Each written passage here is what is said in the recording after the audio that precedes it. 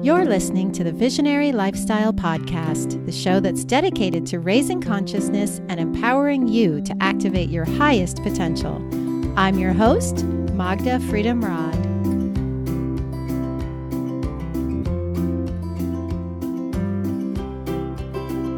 Greetings, beloved rainbow warriors, earth lovers, and sacred activists. I'm coming to you today from beautiful Bali. And I thought this interview would be the perfect complement to Earth Day week. And can we just talk about Earth Day for a minute? That's every day, right guys? But officially, this is the 10th anniversary of Mother Earth Day, according to the UN. The resolution was introduced in the UN in 2009 by the state of Bolivia and endorsed by over 50 member states. The term Mother Earth is used because it, quote, reflects the interdependence that exists among all human beings, other living species, and the planet we all inhabit. Can I get an amen? So guys, in celebration of so much of the world paying attention to this life or death reality at the moment, I thought it good to focus on yoga for the earth today. If you've been listening to the show for any amount of time, you know that I'm passionate about the environment and yoga. So what do you expect? Now, before I get to today's guest, I want to share a recent iTunes review with you. Gina says, Magda is fabulous. Thanks, Gina. Her podcast is so comprehensive of all things yogi, visionary activism, etc. She interviews some incredible people from all over the world, and I am lucky to have found her work and learn from her. If you're looking to learn something new or enhance what you already know, definitely listen. It's my transportation listening go-to. Thanks, Gina. We know that people multitask when they're listening to podcasts, so that's cool. I can see you moving around while you're listening to the show, and I'm thrilled you're getting so much value here. And to the rest of you, please write your iTunes review so I can share that on the show. And let's get all people listening and awakening to the power of the yogic path to create positive change here on our beloved Mother Earth. And one more thing, my nature-loving peeps, I'm offering a yoga retreat in the south of France this August 2nd through 9th, where we'll be doing yoga on the earth every single day among chateaus and sunflowers, you guys. No joke. This is the retreat of my dreams, and it's going to be just a small group. So if this calls you, find all the info on my Facebook page. That's Visionary Lifestyle and Podcast on Facebook, or search the word sunflowers on my website at visionary-lifestyle.com. Okay, on to today's show and my favorite topic, yoga for nature. Philip Dickenson is an award-winning producer-director who walked away from the TV industry to be an active humanitarian and environmentalist. In 2015, he created Yoga for Nature, a nonprofit with the intention to inspire the global yoga community to establish a new era of peace and love in the world. Phil is also the founder of newly launched Forest Smoothie, the world's first cafe conservation project. You'll hear in the interview how I came across Phil's work at Bali Spirit Festival. And in the interview, Phil shares his personal journey to becoming a true yogi, or a yogi all the time, as he puts it. This is a heartwarming story of one man's journey of aligning his life with his values. He's on a mission to raise awareness about the need for social change in regards to environmental, animal, and human rights. One avenue for this is Yoga for Nature's attempt to turn yoga studios into hubs for social change. Phil has created an invitation to the global yoga community to take their practice off the mat. Some of his merchandise includes slogans like, "My asana is vegan," and "Yoga can change the world." So you can imagine how I felt when I came across him. This is an opportunity for you to get involved by suggesting the studio you practice at to dedicate the class to Yoga for Nature. Or if you're a yoga studio owner, you have the power to help your clientele get more engaged in true yoga by raising awareness about these issues and taking action. Phil's latest project is the Forest Smoothie, which plants a tree for every superfood smoothie sold. If you're in the restaurant biz or frequenting conscious restaurants, this is an invitation for you to spread the word, make a difference, and earn a bunch of good karma points while you're at it. As always, I hope this interview sparks your activist heart and inspires you to take some action on behalf of our Mother Earth, the animals and the humans we all share her with. Check the show notes for links to Phil's website, Yoga for Nature, and forestsmoothie.com. Enjoy and namaste.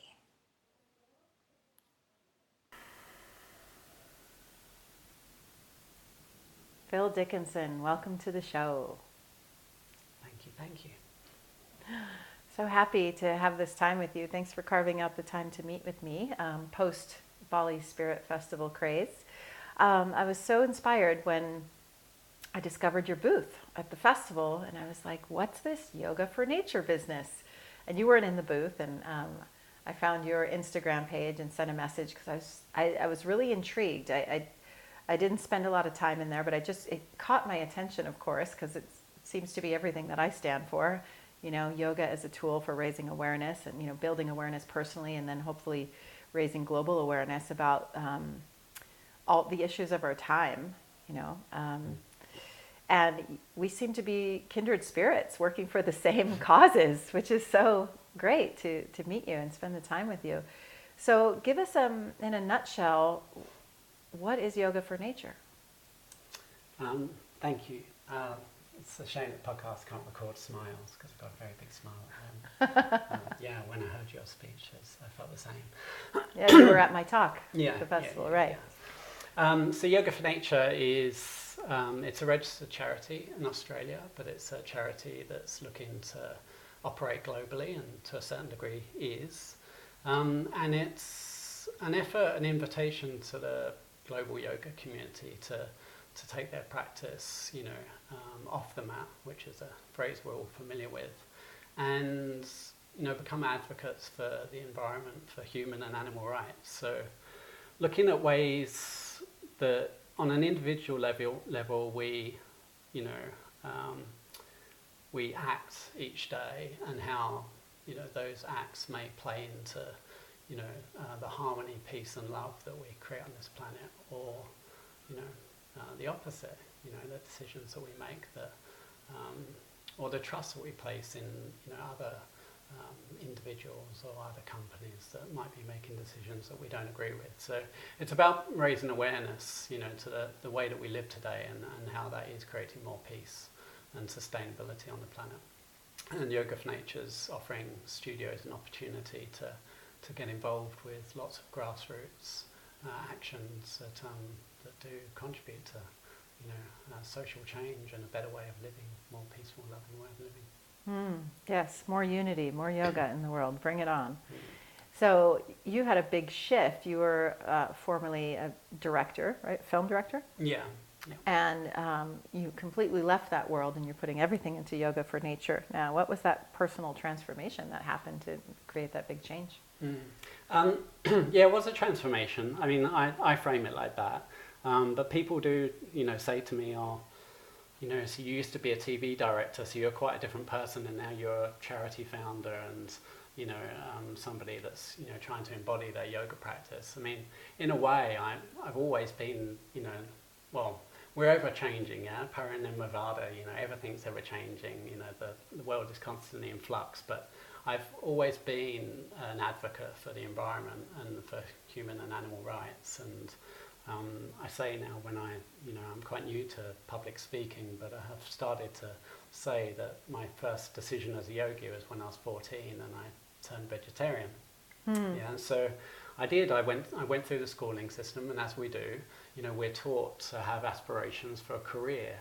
You know, when also, if we get good schooling and we have good teachers, then we're also taught to find our heart and to create good relationships.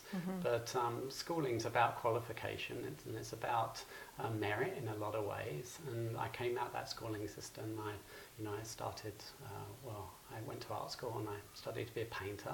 And then even then, my teacher said, "Oh, you might want to supplement this with something that's vocational that earns you money." So, you know, I had this idea that I could find peace in my life, and, you know, I could eat vegetarian food, but my career would be something separate. That's something that earns me money, and, you know, will buy the house that I live in with my family, and, you know, there's this imagery that, you know, our education system starts to establish for us. Mm-hmm. So yeah, I I ended up being a TV director for half a dozen years, but of course, I made tea for quite a while at the BBC, and I just dived deeper into my yoga practice to keep my head afloat, because it was a very demanding industry with 24-hour deadlines. It's relentless, and yoga became more and more important to me to find balance and to not succumb to the stresses, and some of it you feel is so trivial when you're fighting with networks about things that just aren't human rights, social rights, environmental issues. You're fighting about silly things. So yoga was my way of grounding and coping with all that.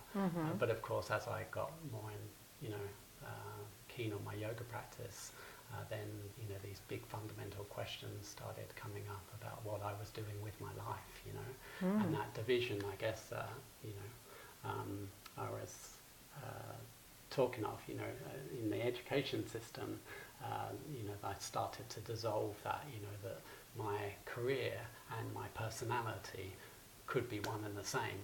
And that's when I thought, okay, well, I'm not a TV director in my heart. That's not who I am. And these stories I'm telling, actually, more importantly, aren't the stories I want to tell. Actually, that's more to the point. I am a storyteller. I'm still a storyteller. But now I'm a storyteller that tells stories of value, I believe. Yeah, I would agree. From what I've seen so far, I agree that you hold yogi values, which are values of unity, wanting all people and animals and the earth herself to be happy and healthy, right? These are yogi values. This is ahimsa. You're living ahimsa, right? Yes. Non-violence, non-harm, and putting your energy, it's your karma yoga as well, I would say, putting your energy into the things that actually matter and using your skill set, in that direction for good, right? Yeah. So that's really admirable. And I love that it became enough of a passion for you that it took over, and you're leaving the TV directing behind and you're just putting all your energy into this now.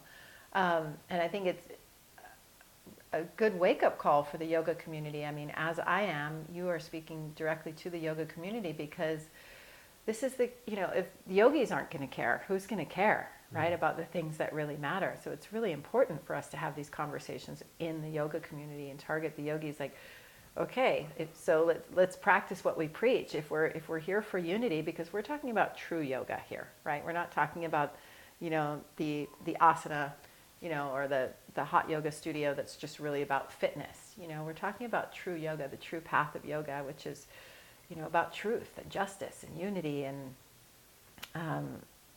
these are important conversations to have within this community. So I keep going back to gratitude that you're using your voice and your skills to forward these ideals in this community. You said something about the ideas got too strong and you couldn't ignore it anymore, like through your practice. Like, I just think this is an interesting, you're an interesting example of what we hear about how yoga can transform someone. Here you are in this very demanding job, and you're having your yoga practice, and as you're doing that, you're getting closer to your true self. Is that accurate? Yeah, that is accurate. I'm omitting quite a big part of the story, but in essence, I climbed to the top of this ladder, perhaps people might say, the TV director ladder. Yeah. Well, so and I had an awful lot of responsibility. It turned from my career, actually, kind of more from being, majority creative, tweaking story, thinking about how to tell story, to a lot of management and, coming in on budget. So telling story, but telling it within, the constraints and parameters that were established by the networks and the production studios and stuff. So it became more about money, and as I had to deal with money. I had to deal with management of people, good people that really, like me, their main reason for coming to work during the day was to work collaboratively, creatively, telling story. That's what we're all there for. The money decisions I found very, very difficult to make decisions on, sometimes about people's lives over time, you know, like, and whether people went home, you know, drove themselves home at the end of a 16, 17-hour day, you know, from Malaysia to, you know, from Singapore, say, to Malaysia, because they couldn't afford to live in Singapore, whether they had to drive themselves or whether, you know, we could pay for a taxi so they're safe. You know, right. This is a small example of many decisions I were making that were really, I was finding quite challenging, you know, to make ethical choices. Yeah, yeah, ethics. That's a word that I want to look at a bit more. And discuss a bit more. So clearly you're in touch with your ethics, and they're quite strong. They've got to be for you to be making the choices that you're making in your life now. This is part of my point with that question, is that this is part of the evolution of becoming a true yogi, right? Of being on the yogic path, is you learn what your ethics are, and they become more important to you, right? You can't ignore them anymore so much when you're doing your practice every day. How did yoga find you? How did you start with yoga? Was it just a stress relief, like Google search, when you were in this, you know, high rolling position, or how did it start for you? How did yoga find you? I found a studio in a town in Sydney. So I've been living in Sydney for the past 17 years in Australia, and I live in a place called Manly, and there was a yoga studio. I used to walk past it. I knew what yoga was in terms of, you know, I'd seen the asana. Yeah, I knew that as a practice, a physical practice, and I've always been a pretty physical guy. I was a swimmer when I grew up. You know, I've always wanted to move this body of mine in different ways and see, what you can do with this material existence we've been given. So, and I was drawn to yoga in that way. It's like, okay, what does it look like? You know, how good would I be at it? What will it bring to my life? You know, very basic assumptions and curiosities about it, really, until I stepped into a studio and started to, well, I actually did Japanese yoga for 6 years. So Japanese yoga? Yeah, Ryoho yoga, or Ki yoga, it's sometimes called. I'm not even familiar. Yeah. Enlighten us. Yeah. Give us the nutshell on that. I don't want to detour too far, but So I was in my late 20s, so I'm 43 now, so it's 9 or 15 years ago. So I saw this studio, and that was their major offering, was Japanese yoga. It's called Ki yoga, still called Ki yoga, but they now do lots of hatha and kundalini and all sorts of other things now. But yeah, I did Ryoho or Ki yoga for 6 years. And it's really interesting because they're called nadis or meridians, but right. The asana practice changes seasonally. So through the seasons you work on asana that generate energy through particular meridians and nourish your governing organs for that season. Cool. So it's a very holistic practice. Indeed. So you're looking at your two governing organs, through that season, and you're understanding the emotional and physical relationship that they play in your life. Whoa. And then you're doing an asana practice to generate prana, a nice flow of prana to those organs. Right, with all this awareness, they're teaching you all this body awareness as well. Yeah. Wow, and the energy lines, the nadis. So that's a pretty cool... That's fascinating. I never heard of that. That sounds cool. I want to explore that some more. I have to get a Ki yoga teacher on the show to explain the whole system to us. It sounds amazing. So that was your introduction. Okay, well, I can imagine that hooked you then, huh? Yeah, it really did. But it was like from memory, it was a Tuesday night and a Thursday night thing.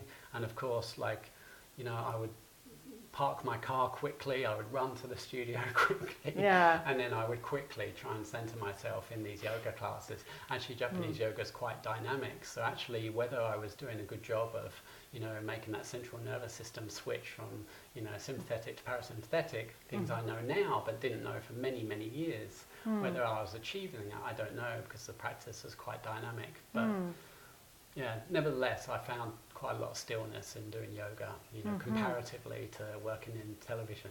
Right. It was awesome. And yeah, as I said, the more decisions got harder at work, the more I turned to yoga, and it seemed to be just this. You were finding the relief on the mat. Yeah, finding relief on the mat, and then I guess as my body got more familiar with movement, and I was linking movement to breath, then I was able to intuit. Actually, I said questions, but I think I was able to intuit that that TV just didn't feel right anymore. It was starting to not feel right, and I was starting to feel right as a person. Yeah. And that's so that's when that shift happened. It's like, okay, couple steps closer to self-realization there. Yeah. So how can I be a yogi 24/7? That's pretty much the question I asked. In the end, it's like, okay, this feels right. This feels like me. When I'm doing yoga, this feels like me. So how can I be me 24/7? Beautiful, beautiful. And yoga for nature came out of this query. Yeah. I'm not doing a very good job of giving you a brief description, but I went off to Austria. I went off to Austria, and I worked for a company in Austria, shall we say, and I made sports documentaries. But I had a lot of time in the mountains so I kind of quit broadcast television to prime. I was working on primetime television shows, these big reality shows that are made all over the world, and sometimes I travelled around the world to show other countries how to make them and stuff. I ended up working for Red Bull Media House, because again, you mentioned that in your talk. Again, I was very interested in what the body can do, what the human body can do, and our spirit of adventure, and these are things that appealed to me. Yeah. But of course, they're selling a drink.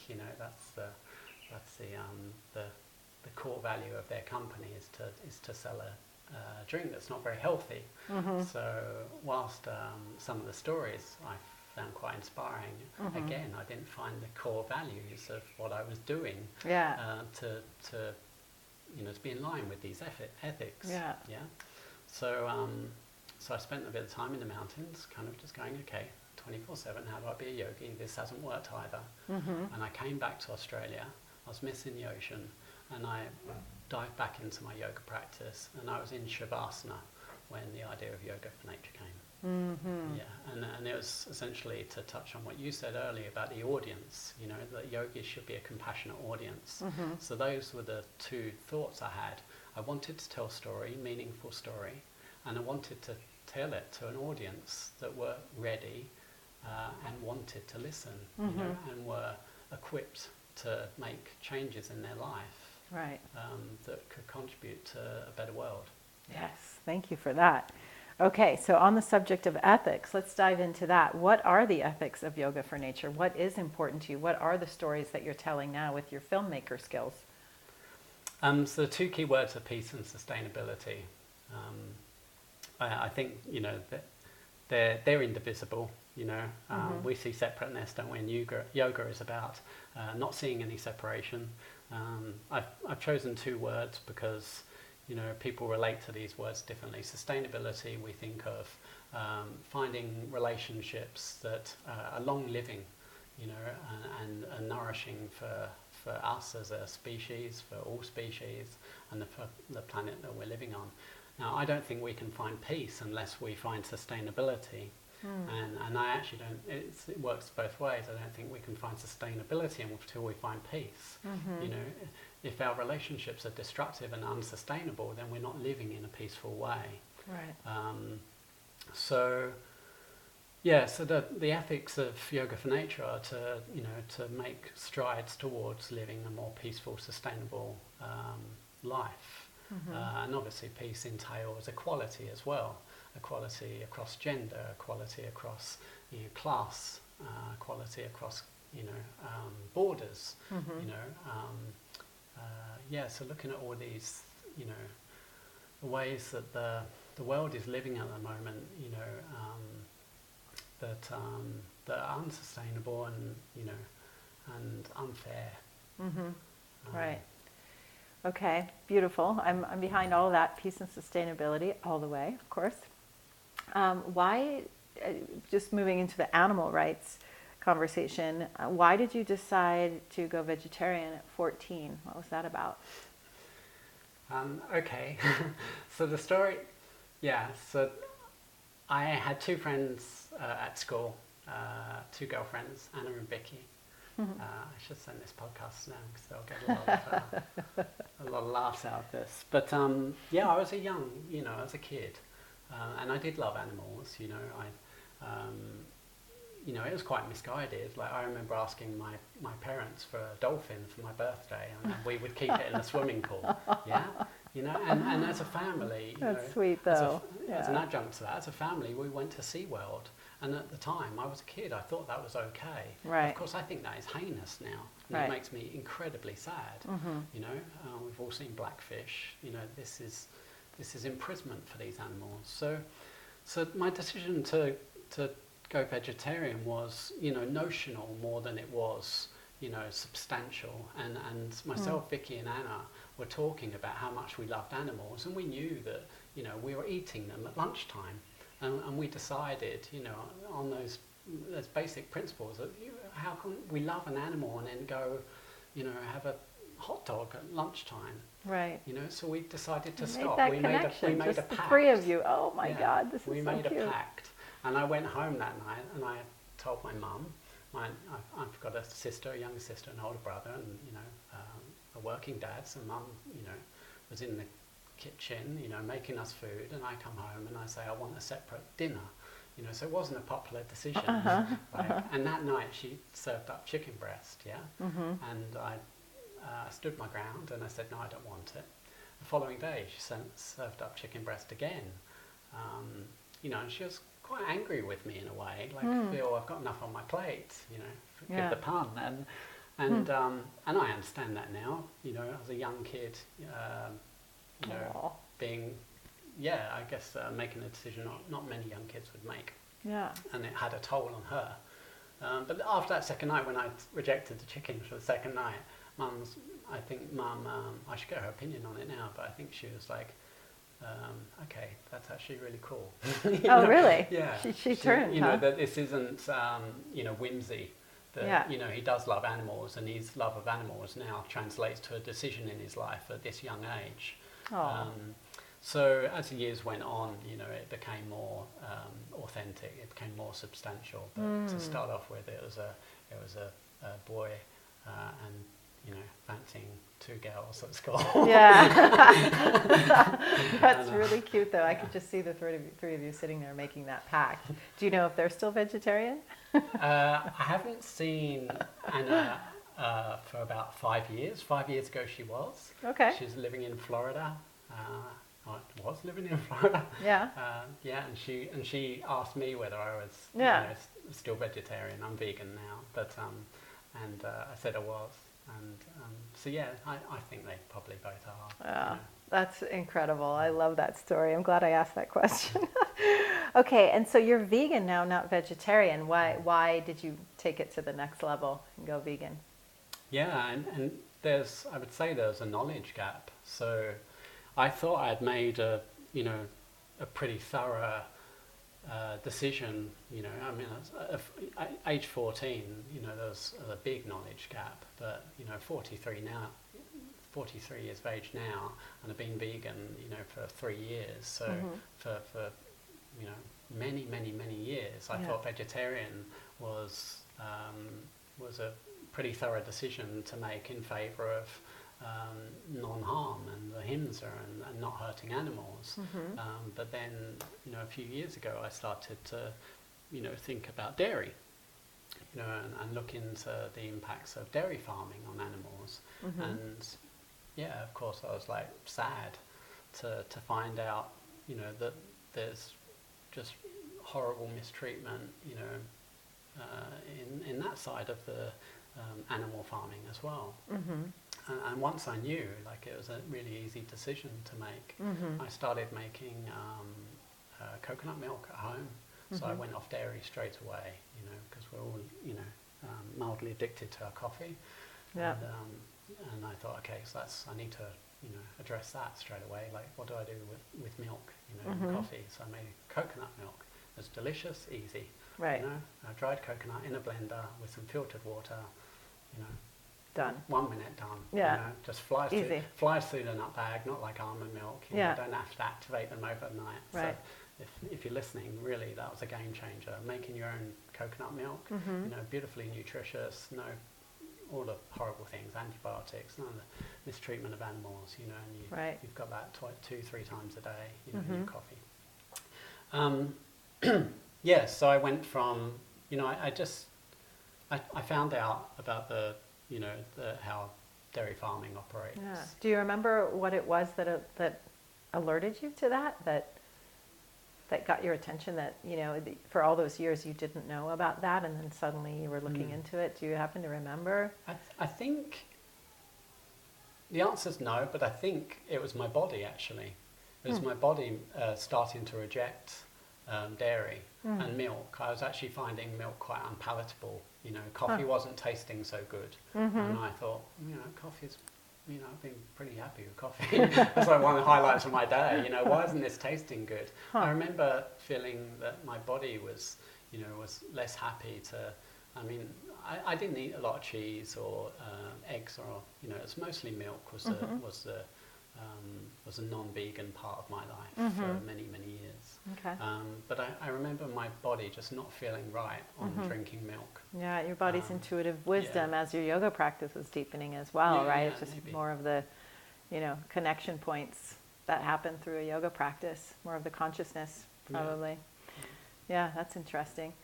Okay, so going back to the ethics, well then, but also just actually to make a final point about that and dairy, from a sustainability standpoint, it's huge. Yeah. Right? Because animal agriculture in general, as you know, when you're hearing my talk, and you probably know all of this anyway, I imagine at this point, you know, that all of animal agriculture is just massive resource depletion and creates so much pollution. So there's the ahimsa, there's the animal love piece, which is, there's so much torture in that industry. And, you know, even for the human body as well, it's not healthy, dairy is not healthy. But then the sustainability piece, which is the one that I'm the most passionate about, is the environmental impact of animal agriculture, and the dairy industry is a massive contribution to polluting the planet. So yes, we're on the same page on this, right? Yeah, yeah. And it's interesting, isn't it? Because there's a lot of vegetarians.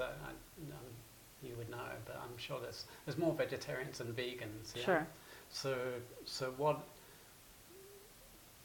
you know, the decision to be vegetarian, what is that based on? Is it based on, you know, non-cruelty to animals? Is it based on personal health? Is it based on, you know, a decision for the environment?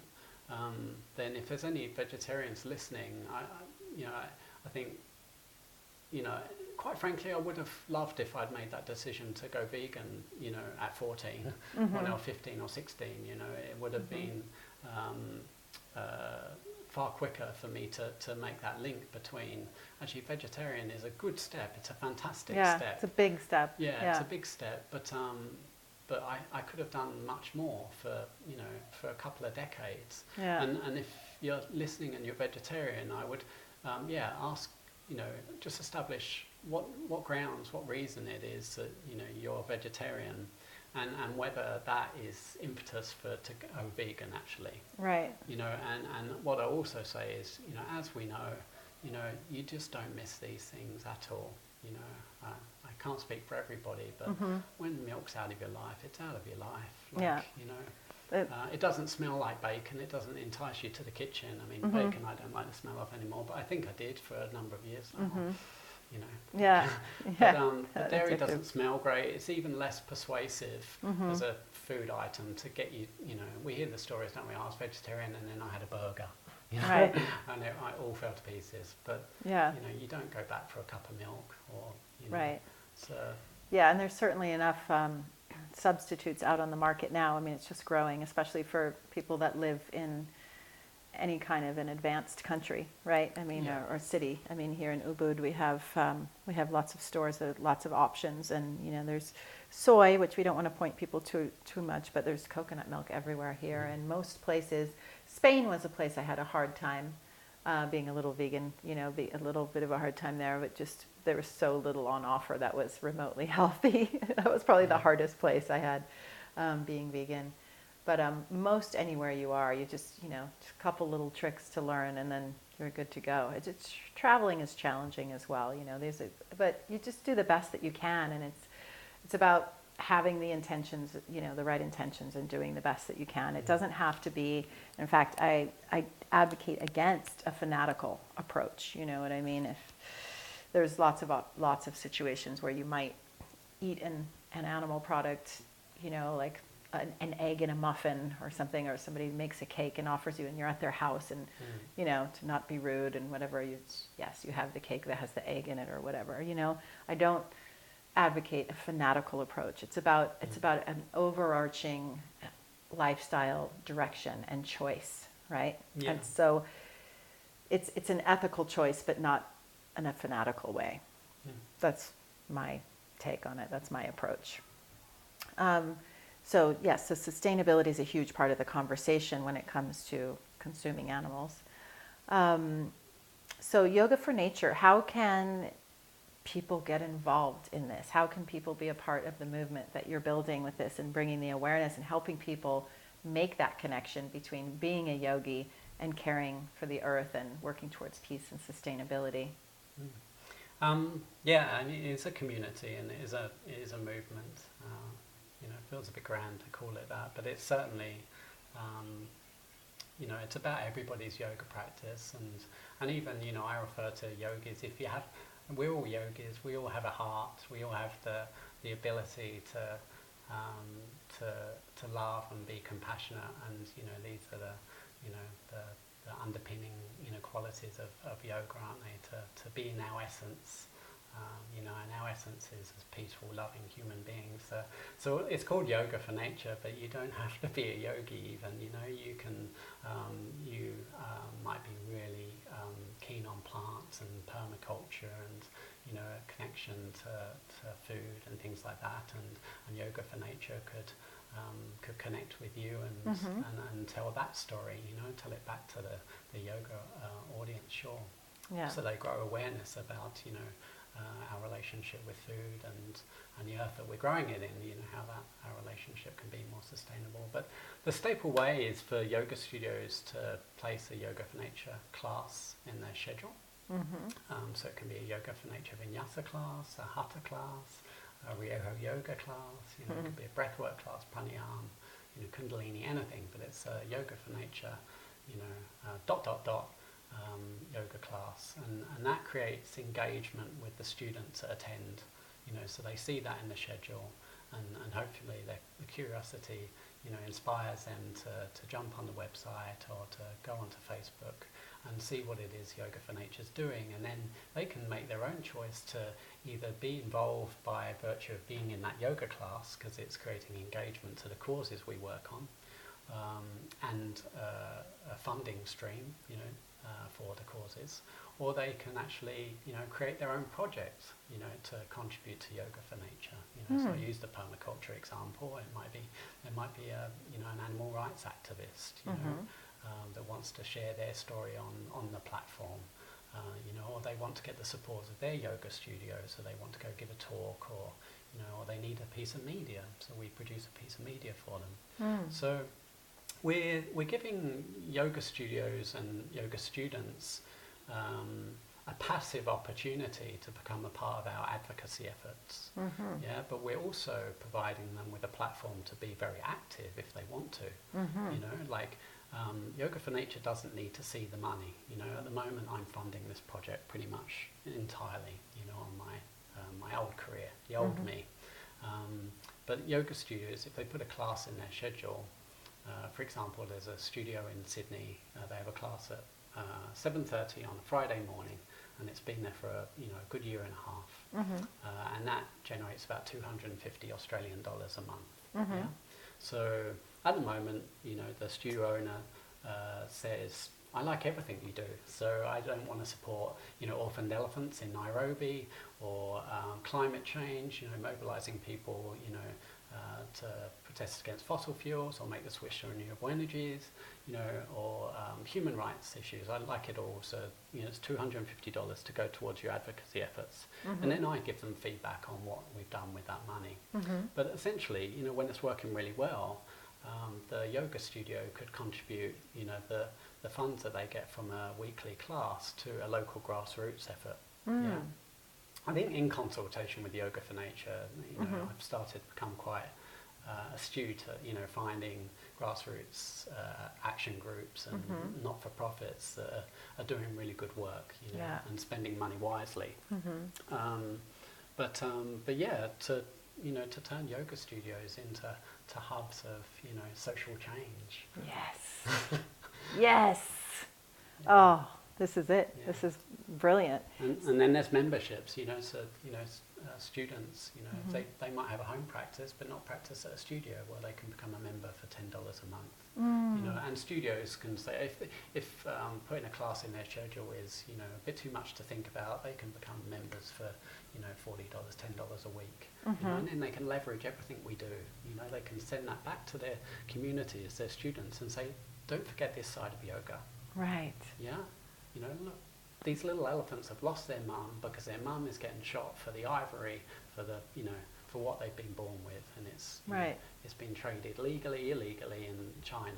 This is yoga, to talk about this. We're losing this megafauna in Africa, the birthplace of human civilization, the birthplace of one of the most sentient, most beautiful animals, to walk this earth. We've got 400,000 of these left. This is yoga. Yes. Protect this species, protect them all, and how do our food choices, or the investments we make with our retirement funds, or who we bank with, how does it support every dollar we spend? That's right. Yeah. So you vote with your dollars every day. Yeah. I appreciate that this isn't something that studios, 9 to 5, spending, are able to spend their time on. Because people are coming to yoga for physical practice, to find this stillness, before or after they go to work. They're, the philosophy side of things, and the svadhyaya, the self-inquiry, we need time to dive into these things. So Yoga for Nature can help studios do that. Yeah, it's such a beautiful offering, because not only does it, propagate more consciousness about these, global issues that really need a spotlight on them, it helps to propagate the actual yoga practice in people, giving people that opportunity to understand that yoga is more than what happens on the mat, that there is an opportunity to practice yoga off the mat. So I think it's a really valuable contribution. And I thank you so much for making it. Is there anything else that you want people to know that you think is important, and or ways that people can get involved? What's the best way? Just on that point that you've just made there, I think that's that's really important. It's a way of us coming to the other limbs of our yoga practice, the Patanjali, the 8 limbs. Right. But it's so empowering. It's not. We have selfless service, and we see them. It's like. Being helpful and being community-oriented, and not wanting anything back. That's an act of giving, but it's an act of giving for ourselves. This benefits our yoga practice. And in the early days of setting up Yoga for Nature, I had to remind myself that there's no saviour here. This isn't about saving the world. This is about me, trying to be a better human being and a better yogi. And asking, if we can, finding a way where we can all do this, we can all collaborate on being better human beings and better yogis. But I tell you what, the benefit comes back to you. It's not all about giving and depleting yourself. No, depleting yourself. My God, I'm happier and more self-fulfilled and more content, and my yoga practice is deeper and more meaningful to me than it ever has been. Because. Yeah. I've made these things a way of life now. Right. And my final note would be, if you support Yoga for Nature, you're supporting yourself. It's peace and sustainability in the home. And then you're helping everybody outside of your home. it's yoga, and it's a fantastic thing. Yeah, it's true yoga, more yoga. And yeah, as we improve ourselves, we improve the world. As your yoga practice deepens, you automatically become a better citizen as you're, diving deeper into the 8 limbs, as you said. And I'm glad you mentioned that, because that is a big part of the conversation on this show as well. So that really brings it all full circle. That this is, I see what you're doing as sacred activism, which is also synonymous really with karma yoga. In your action, you're doing your yoga through your action, through your activism. And I want to be a part of and a voice for inspiring, especially those on the yogic path, to make that connection and understand that karma yoga is part of, what's our responsibility, really, especially if we're calling ourselves yogis and being on this path. So thank you again for everything that you're doing and everything you're standing for, and all the heart and soul that you're putting into yoga for nature. Thank you so much. Magda, thank you. And your talk at Bali Spirit Festival was fantastic. It was so fantastic, and we've just met, but I know I've got a lot to learn from you, and your beauty and your wisdom and your heart. So thank you very much for talking to me today. Oh, thank you. Namaste. Namaste.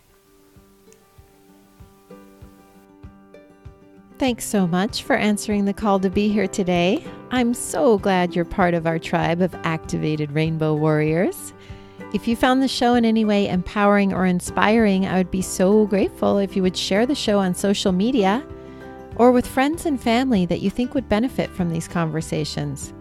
And also, rate and review the show in iTunes. This is really the very best way to help support the show and help us get noticed by others who are looking for the sort of content that we're sharing.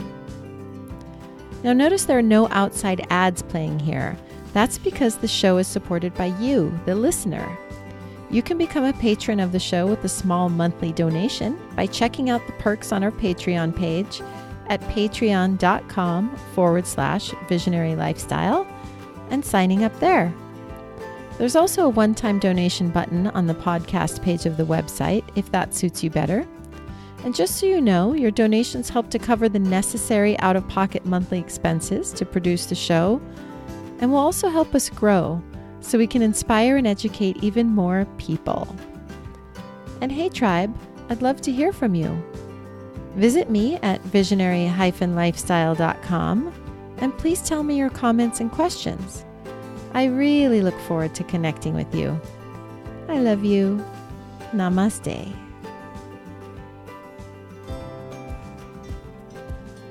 Today's episode is brought to you by the Conscious Eating 101 e-course.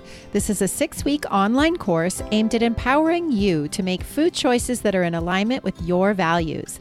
The program is based on ahimsa, also known as non-harm, and helps you make every bite that you take an expression of love, self-love, animal love, and planet love. The course offers 15 lessons and 20 nutritious and delicious recipes and is offered over 6 weeks that you can do at your own pace. It includes lessons like plant-based nutrition, protein, dairy alternatives, the story on sugar, GMOs, label reading, and many more. If you're looking to increase your health and happiness, balance your weight, reduce your footprint on the planet, and align your food choices with your values, or are interested in being part of the solution to huge world problems like climate change, rainforest destruction, and world hunger, then this is the course for you. If this speaks to you, please check out consciouseating101.com today.